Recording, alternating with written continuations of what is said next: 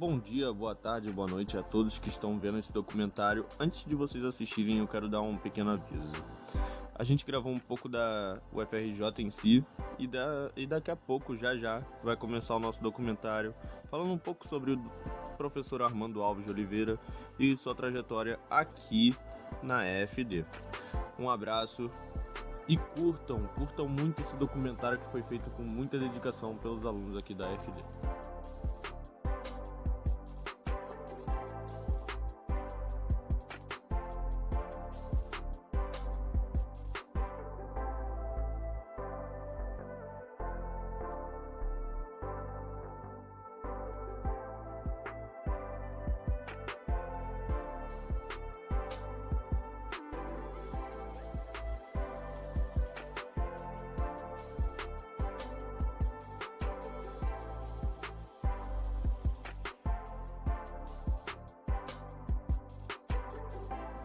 Armando Alves de Oliveira possui graduação em licenciatura plena de Educação Física pela Universidade Federal do Rio de Janeiro, pelo ano de 1978. Especializado em Metodologia do Treinamento Esportivo em 1980, atualmente é professor do Magistério Superior da Universidade Federal do Rio de Janeiro, tendo atuado em diversas áreas de experiência como Educação Física e Esporte Escolar, treinamento em futebol e handebol, desenvolvimento e gestão de projetos, programas de atividade física e saúde, treinamento de alto rendimento e atividade ao ar livre e treinamento gerencial. Armando tem um vínculo muito forte com a UFRJ. Bem, ele fez vários cursos durante a vida dele. Uma deles é a técnica desportiva em futebol, onde a carga horária era 30 horas, e foi feito aqui na Universidade Federal do Rio de Janeiro, na UFRJ.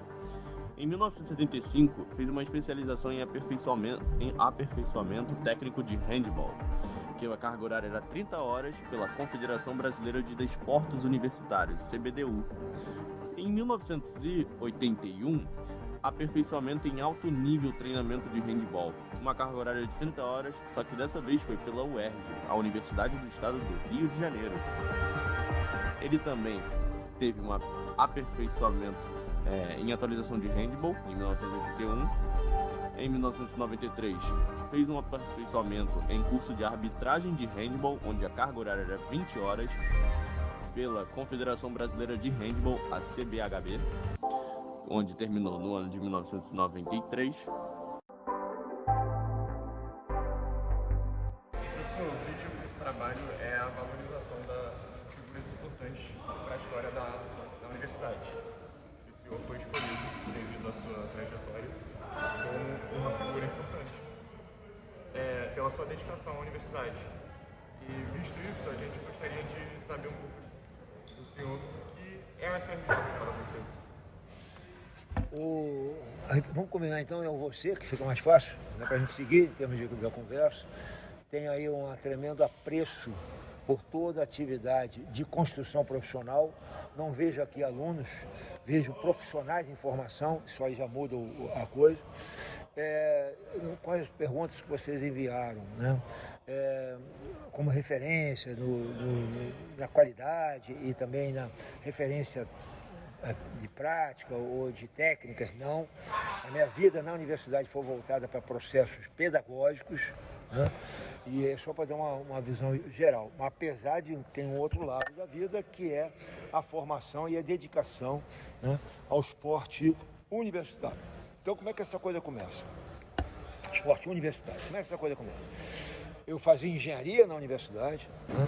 Entrei para a universidade em 69, decido por alguma coisa que não queria fazer mais engenharia e vim andando da engenharia até aqui. Me inscrevi em outro vestibular, fiz em 73, sou da turma de 74, entro para a Escola de Educação Física. Não tinha a mínima ideia que seria isto aqui, enquanto profissão, né?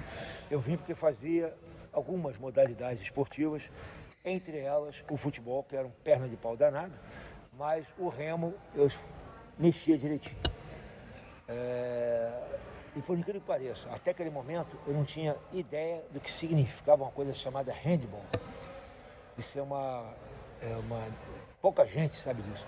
Eu só conheci handball enquanto modalidade esportiva aqui na própria Escola de Educação Física. Então eu entro começo a fazer o que vocês fizeram e começo a perceber que tem alguma coisa ali diferente. Talvez tenha sido a minha vivência em outra universidade. Vim também da escola que eu prezo muito, que eu sou da Força Aérea Brasileira, e aí já vai um pedaço da resposta. Toda instituição que eu representei vira...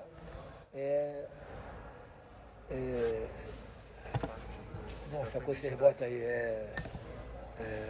esse negócio que você bota aí, manda isso aí? Tatuagem. E não é removível. A minha não é removível. Então a FRJ é uma tatuagem definitiva. Ela não é tatuagem de pele, é tatuagem visceral. E eu vivi o FRJ. E não falo nem educação física. Então, quando saí da educação física, não saí porque eu não gostava. Não saí porque eu não via perspectiva profissional da engenharia, por várias razões. Porque antigamente a gente fazia um vestibular, se você era bom de matemática e física, você fazia engenharia, se você era bom de biologia, fazia, né, medicina. Então foi o caso. Vim fazer educação física, do terceiro e quarto período, que é no meio do caminho, encontro uma cidadã, que eu fui casado 37 anos a partir daí, da minha turma, né? E acabamos tendo filho durante o terceiro e quarto período. Isso mudou toda a minha vida, evidentemente. Mas o que mudou realmente foi começar a entender como eu gostava de aula e gostava de treinamento. Isso aí foi definitivo. Independente da disciplina, coisa e tal, aula, a mágica da aula. Quando eu vejo gente aqui que não percebe isso, eu fico meio dolorido. A mágica da aula, a mágica de você pegar um grupo que tem, sabe, que está na expectativa, que está permeável, uma esponja, seja de atleta, de criança, de adultos, e você conseguir não ser o manipulador de aula, não ser o condutor, o cabresto, e seja alguém, você ser alguém, né, que garanta um ambiente rico de crescimento. Isso aqui é a mágica da aula. E eu descobri isso como aluno.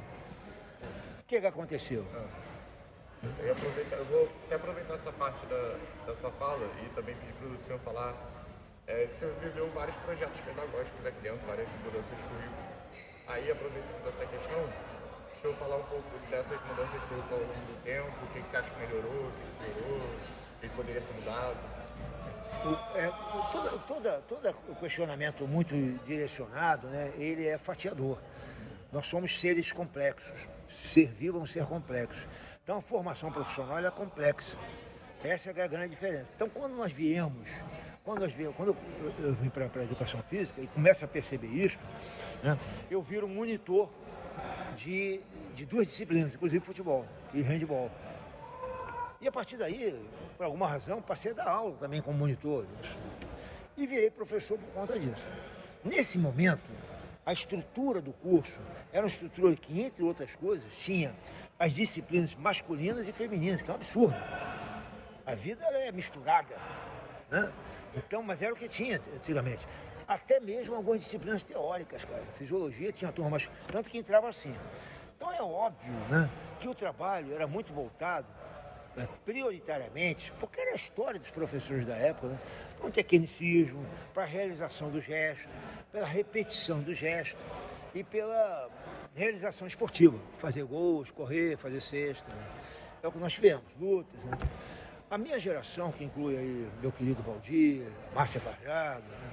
Tem outros que estão ainda, só porque estão mais próximos, começou a dar uma mudança nisto. Essa foi a primeira mudança, onde, ao invés de ter a educação física de execução, né, aliás, é uma universidade, que não é só da educação física, passamos a entender que o profissional aqui, ele tinha que se apropriar da capacidade de uma provocação pedagógica intencional. Aí já muda tudo. E não a repetição de padrões. Isso não tem nada a ver com nenhuma, vamos chamar assim, visão específica de filosofia ou de pedagogia, de este ou daquele autor. É uma decisão, vou usar um paralelo agora aí. Um dia desse alguém me perguntou assim, é possível ter humanismo no futebol? Porque eu falei, eu defendo isso, né? Não é fair play. Fair play é maquiagem no humanismo. O humanismo não precisa de fair play. Eu não preciso ter prêmio para isso. Porque o humanismo pertence a quem? Ao ser humano. não é nem de direita, nem de esquerda, nem de uma FIFA, nem de nada. Então, aí ele me perguntou, eu falei assim, quando um cidadão, como o jogador de seleção brasileira, que a gente estava falando aqui, ele sozinho decide ajudar um hospital, decide, olha o outro, cumprimenta alguém. Hoje as escolas esportivas estão fazendo isso, né? Você ganhando, perdendo, você tem um comportamento. Então, isto aí era uma visão clara. E só dá para atingir isso quando você dá aula para pessoas e não para nomes nas chamadas. E essa primeira mudança, o aluno, para a gente, pelo menos a gente engatinhando, deixava de ser alguém olhando para você e replicando o que você está falando, ele vira um protagonista. E o protagonismo, ele muda de aprendizagem, que é do professor para o aluno, e vira aprendizado. Você que tem que aprender. Não importa o que eu sou. Você que tem que ter a chance. Você que tem que ser valorizado. E essa foi a outra grande mudança. E a outra grande mudança é que deixou de ser uma ação pedagógica punitiva, que continua até hoje, digo de verdade, né? Errou, tem que sair, nota 0, mas naquela época eu e alguns outros passamos a ter a visão da construção. Se você faz e consegue fazer, independente do que você consegue fazer, você diz assim, pô, que legal você ter conseguido. Ao invés de você não sabe, tem que aprender. Essa foi a mudança. Isso quebra com a educação física que veio a parte antiga, você estudar isso, história, né? Muito higienista, a parte militar, né? A visão militar dentro da educação física. Só muda também a maquiagem. Se você olha para as academias hoje, é a mesma coisa. Qual a academia que você bota o camarada gordinho, bunda mole, para correr na frente da academia? Só entra gente sarada. O restante fica lá atrás. É a mesma história. O que muda é o método. Começa a enfeitar. Não o que nós estamos fazendo no método neuropseudo, não sei de onde, mas continua a mesma perspectiva. Né? E aí, a visão que a gente acredita, e já encerrando esse pedaço, né, é que não só a educação física, primeiro que a educação física seja uma disciplina. Ela é aula nas escolas. E eu defendo com isso não bacharelado e licenciatura separada, e sim a formação plena. Tá? E com isso, você precisa que a criança na escola tenha um desenvolvimento pleno, contribuído pela educação física, igualzinho às outras disciplinas. E não com um conjunto de informações. Aquilo constitui um processo de autonomia, é o que a gente defende. O próprio corpo é um pedaço disso, né? Eu prefiro chamado ser humano em movimento. Quem trata de movimento humano ou do corpo, talvez seja a biologia, talvez seja a biomecânica, né? Ao tratar de ser humano em movimento, eu inverto.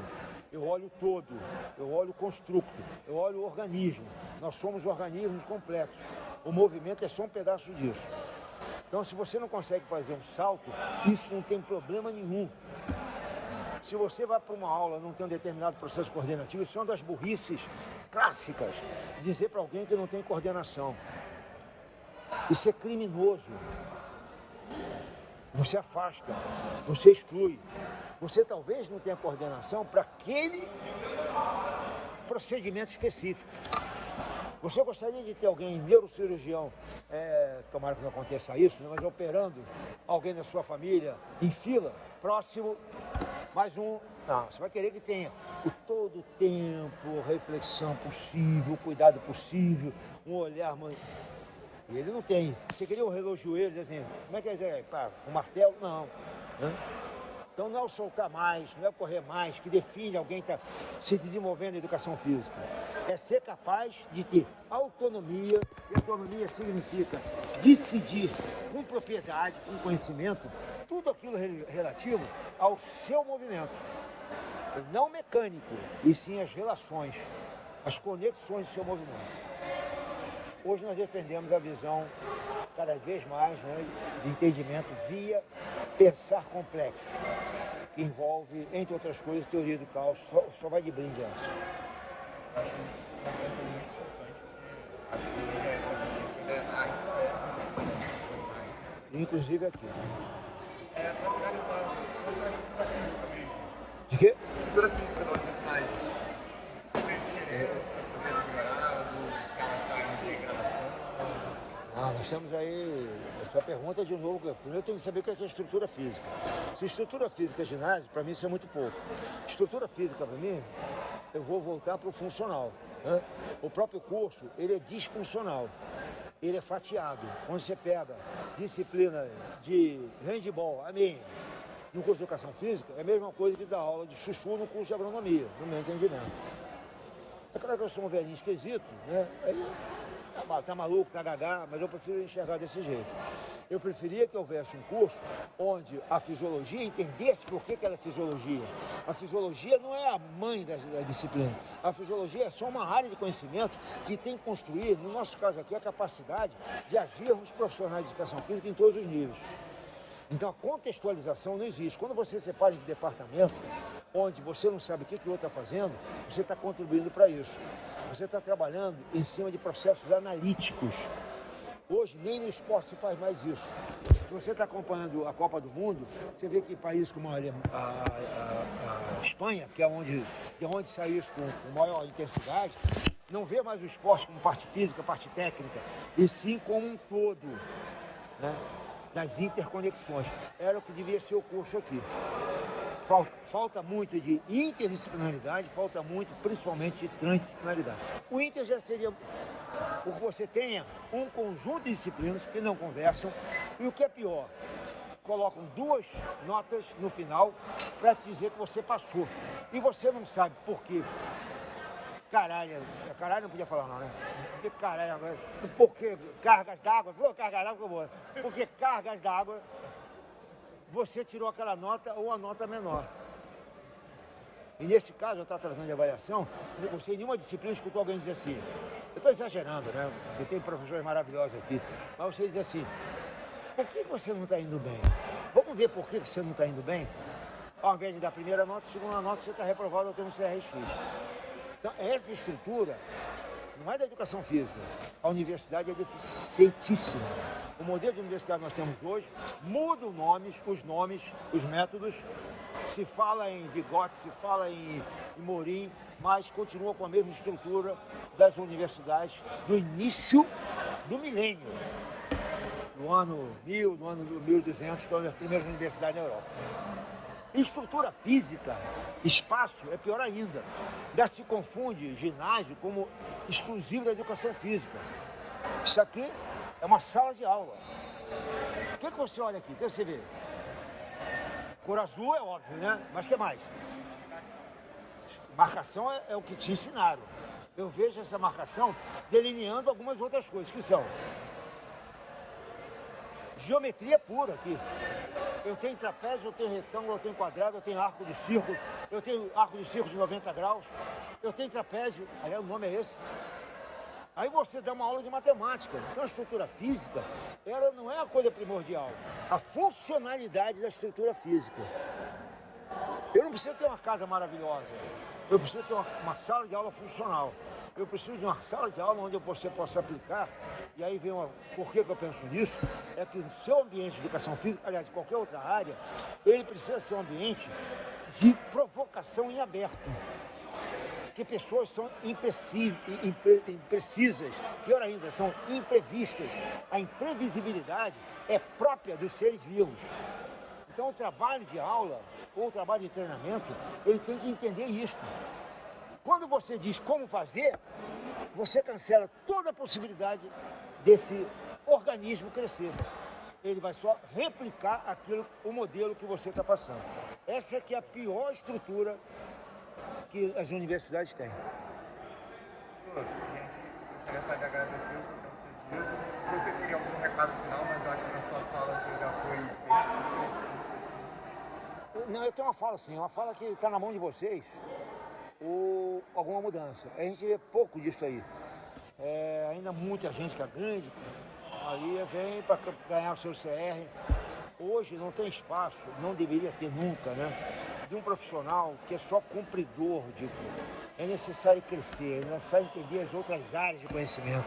É necessário perceber principalmente as relações que garantem a construção da criança. Por ela. A aula é ela. O atleta é a mesma coisa. Quem joga é o atleta, não é o treinador. Ele que tem que aprender, ele tem que se desenvolver, ele que tem que compreender. Então está faltando muito disso, principalmente da educação física, que é o porquê do conhecimento, o valor do conhecimento, e não só a replicação do movimento. Vocês são os próprios gestores, têm que fazer isso. Botar uma postura de mediador também nesse crescimento, não de autoridade. O mediador é um passo a mais, mas ainda é pouco. Entendeu? O mediador ainda vai intervir muito. Eu ainda diria assim, não se meta, seria o melhor. Construa ambientes, os mais, para colocar de uma forma, se eu quero ver o desenvolvimento em deslocamento, em espaço, eu tenho que ter chance dessa criança experimentar todo e qualquer trajetória, espaço, mudanças corporais possíveis e acrescentar e internalizar uma memória e uma minutagem por conta disso. Para escolher aquela que é melhor para aquilo que ela precisar na frente, isso é que é autonomia. Se eu sou mediador, é aquele que vai chegar e ser capaz de fomentar esses ambientes pedagógicos provocativos, conjunto de problemas, chance da criança ter continuamente processo decisório por ela mesma, não porque eu disse que é desse jeito, isso é um bom caminho do professor, no meu entendimento.